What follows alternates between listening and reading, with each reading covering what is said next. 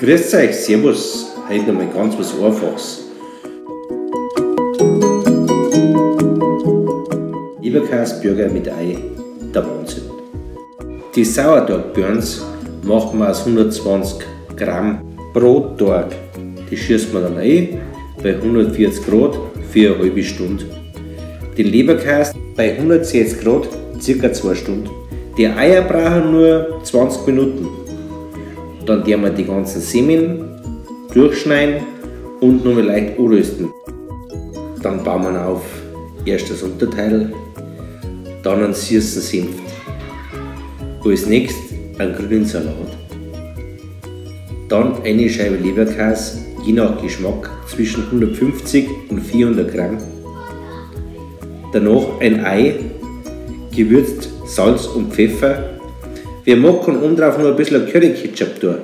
Hat 2 verschiedene Geschmacksrichtungen. Nicht schlecht.